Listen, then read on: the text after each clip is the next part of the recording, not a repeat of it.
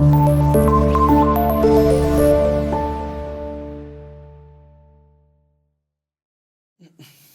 वालेकुम dear student, this is Kashif Majid your physics teacher. और उम्मीद करते हैं कि आप सब खैरियत से होंगे। स्टूडेंट, हम चैप्टर 6 डिस्कस कर रहे हैं और आज हमने एक इंपॉर्टेंट शॉर्ट क्वेश्चन और एमसीक्यूज डील करने हैं जो कि internal energy of a system के रिलेटेड है। अब student, internal energy of system क्या है, पहले हम इसको डिफ़ाइन करेंगे, फिर इसके रिलेटेड कुछ एमसीक्यूज और कुछ इंपॉर्टेंट पॉइंट्स आपको मार्क करवाए जाएंगे, ठीक है। और ये एग्ज़ाम के लिहाज से भी, और जो आपके नेक्स्ट टॉपिक हैं जिसमें हमने थर्मोडायनामिक सिस्टम्स को डील करना है, जिसमें हमने लॉज की बात करनी है, first law of thermodynamics, second law of thermodynamics, उनको समझने के लिए भी आज का टॉपिक आपका इंपॉर्टेंट है। अब student, internal energy of system क्या है, जैसे आप यहाँ पे एक एग्जांपल ले लें कि आपके पास कोई भी एक कंटेनर है और उसमें क्या है जी, गैस मॉलिक्यूल्स हैं। और गैस मॉलिक्यूल्स को आप क्या करते हैं, अगर हीट एनर्जी प्रोवाइड करते हैं तो जाहिर सी बात है, जब आप हीट एनर्जी इसको प्रोवाइड करेंगे तो ये जो सिस्टम्स आपके पास है, इसमें जो गैस मॉलिक्यूल्स हैं इनकी कोलिजन्स बढ़ेंगी। जब कोलिजन्स बढ़ेंगी तो ये क्या होंगे, यहाँ पे गैस अगर मूवेबल पिस्टन होगा तो यहाँ पे आपको एक्सपेंशन भी देखने को मिलेगी, मतलब इनकी इंटरनल एनर्जी इंक्रीज़ होगी। कोलिजन्स बढ़ने का मतलब क्या है कि जो मॉलिक्यूल्स की एनर्जी इंक्रीज़ हो रही है, तो ये जो मॉलिक्यूल्स की एनर्जी है इसको हम क्या बोलते हैं, इंटरनल एनर्जी। अब ये जो इंटरनल एनर्जी है ये सम होगा उसके पास प्रेजेंट सभी एनर्जीज़ का, जिसमें काइनेटिक एनर्जी भी आ सकती है, जिसमें पोटेंशियल एनर्जी भी आ सकती है, ठीक है। तो इसी तरह से फिर हम क्या कह सकते हैं कि इंटरनल एनर्जी ऑफ सिस्टम क्या होगा, sum of all forms of energy, ठीक है, associated with the molecules of a system, ठीक है। तो इसको हम ये डिफाइन करेंगे यहाँ पे, सम है all form of molecular energies का, जिसमें आपके पास काइनेटिक एनर्जी आ जाती है, पोटेंशियल एनर्जी आ जाती है किसी भी सब्सटेंस की, जैसे हमने गैस की एग्जांपल ली है क्योंकि, और फिर इसमें इस termed as its internal energy, तो इसको हम क्या नाम दे देंगे, इसकी इंटरनल एनर्जी का। तो ये तो हो गया इसकी डिफाइन, ओके। अब स्टूडेंट यहाँ पे, अब क्योंकि थर्मोडायनेमिक्स में हमारा जो सिस्टम है वो आइडियल गैस है। अब आइडियल गैस के लिए हमने काइनेटिक मॉलिक्यूलर थ्योरी भी पढ़ी, ठीक है, और इंटरनल एनर्जी के लिए ही हमने सारी कैलकुलेशंस करनी है, और आगे जो लॉज वगैरह हैं वो भी इंटरनल एनर्जी आइडियल गैस के लिए हमने डील करना है। तो इसका मतलब आपके पास जो थर्मोडायनामिक्स में वर्किंग सब्सटेंस है वो क्या होती है, आइडियल गैस। तो इसलिए मैं यहाँ पे किसकी कैलकुलेट करूँगा, internal energy of an ideal gas ही हम डिस्कस करेंगे। अब स्टूडेंट, हमने तो ये बात कह दी कि ये जो इंटरनल एनर्जी है, अब ये क्या होता है बेसिकली, ये आपके पास सम है पोटेंशियल एनर्जी का, काइनेटिक एनर्जी का, और काइनेटिक एनर्जी में भी आपके पास क्या जाती हैं, ट्रांसलेशनल काइनेटिक एनर्जी है, रोटेशनल काइनेटिक एनर्जी है, वाइब्रेशनल काइनेटिक एनर्जी है। तो ये different types of kinetic energy है, ठीक है। तो ये सारी काइनेटिक एनर्जी इसमें आ रही होती हैं, और पोटेंशियल एनर्जी भी। तो इन सब का सम आपके पास क्या बन रहा है जी, internal energy of that system बन रहा है। अब यहाँ पे जब हम आइडियल गैस के लिए स्पेशली बात करेंगे तो फिर हमने इक्वेशन निकालनी है कि ये किसके ऊपर डिपेंड कर रही होगी और किस वैल्यू को चेंज करने से आपके पास डिफरेंस आपको देखने को मिलेगा। तो फर्स्ट आपके पास वर्किंग सब्सटेंस थर्मोडायनामिक्स में क्या होती है, आइडियल गैस। ये भी एमसीक्यूज के लिए पॉइंट आपने देखने। उसके बाद आप कहेंगे क्योंकि मॉलिक्यूल जो होते हैं आइडियल गैस के वो क्या होते हैं, point particles, point mass particle आपने इसको नाम दिया था, और which exert no force on another. आपने यही कहा था कि इनमें इंटरमोलिकुलर फोर्स नहीं होती, एक दूसरे के ऊपर फोर्स ऑफ अट्रैक्शन अप्लाई नहीं करते।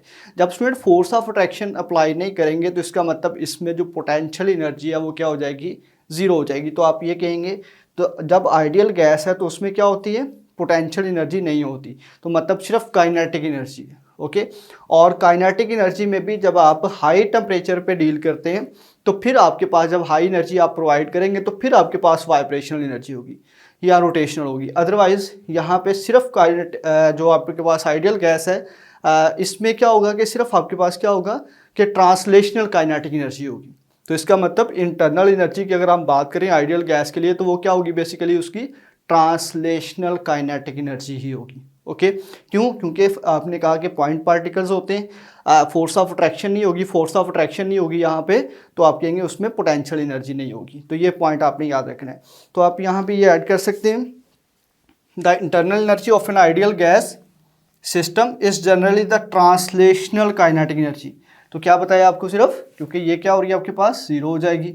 और फिर काइनेटिक एनर्जी में भी कौन सी है, ट्रांसलेशनल, क्योंकि ये आपके पास हाई टेम्परेचर पे आपको देखने को मिलती है प्रोमिनेंट, क्योंकि वाइब्रेशन ऑफ मॉलिक्यूल्स इंक्रीज होंगी हाई टेम्परेचर्स पे। तो इसलिए यहाँ पे सिर्फ अगर आप आइडियल गैस के लिए बात करेंगे तो उसमें जो इंटरनल एनर्जी है वो क्या होगी, उसकी सिर्फ ट्रांसलेशनल काइनेटिक एनर्जी ही होगी।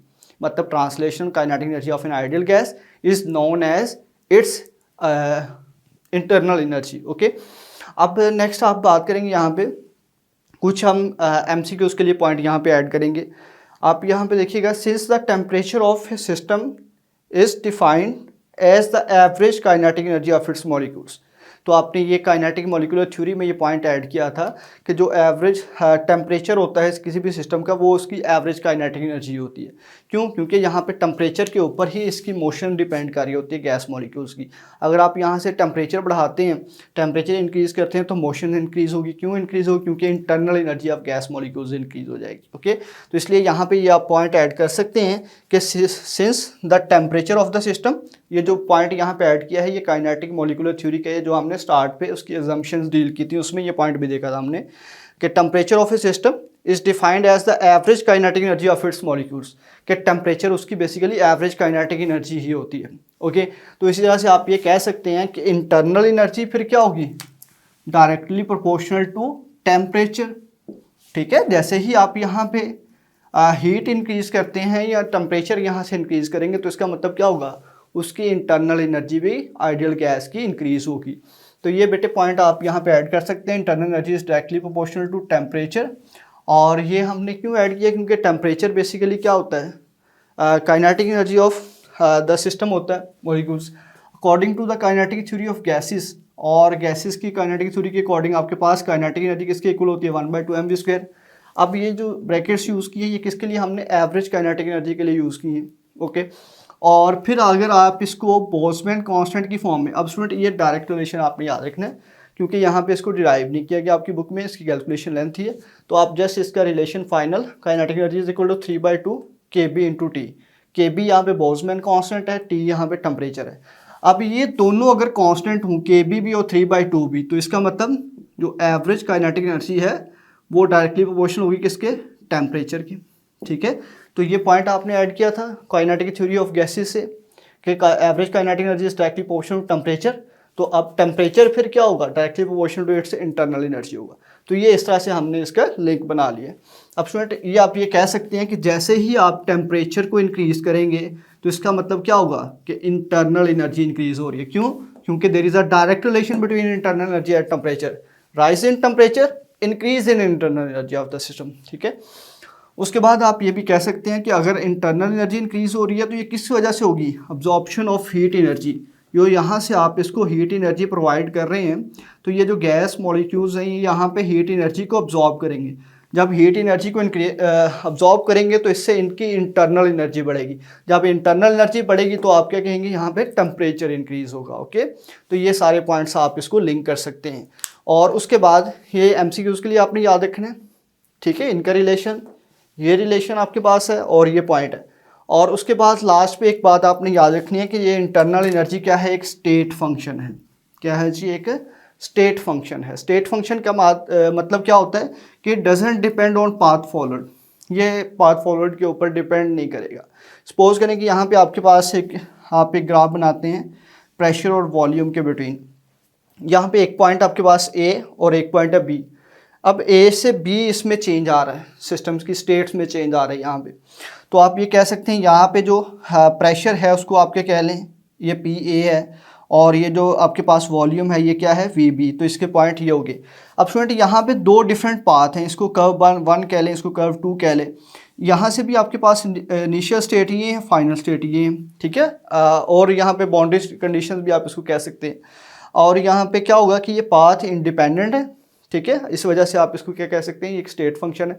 मतलब ये वैल्यूज़ हमारे लिए कंसर्न है कि प्रेशर PA और VA क्या है। हम ये नहीं देखेंगे कि यहाँ से इसने ये पाथ फॉलोड किया है या ये पाथ फॉलोड किया है। ठीक है, तो ये आपके पास स्टेट फंक्शन होने का मतलब क्या है कि doesn't depend on path followed but depend on initial and final state of the system.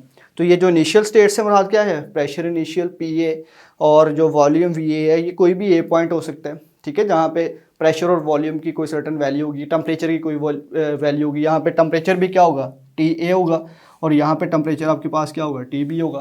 तो इस तरह से सिर्फ इनिशियल और फाइनल आपके पास जो स्टेट्स हैं उसके ऊपर डिपेंडेंस होगी, पाथ फॉलोड के ऊपर डिपेंड नहीं करेगा। इसलिए इंटरनल एनर्जी स्टेट फंक्शन है, internal energy directly proportional to temperature है, और जो टेम्परेचर है वो बेसिकली आपके पास क्या है, average kinetic energy of gas molecules होती है। और इंटरनल एनर्जी को हमने क्या कहा है कि ये sum of all form of molecular energy, जिसमें काइनेटिक एनर्जी और पोटेंशियल एनर्जी आता है। ये जनरल हमने डिफाइन किया था। फिर जब हमने आइडियल गैस के लिए स्पेसिफाई किया इसको, तो फिर आपके पास क्या आ गया जी, सिर्फ ट्रांसलेशन काइनेटिक एनर्जी के ऊपर इसकी डिपेंडेंस आ गई। तो होपफुली ये टॉपिक आपने अच्छे तरीके से समझा होगा। मिलते हैं इंशाल्लाह नेक्स्ट लेक्चर में। अल्लाह हाफिज़।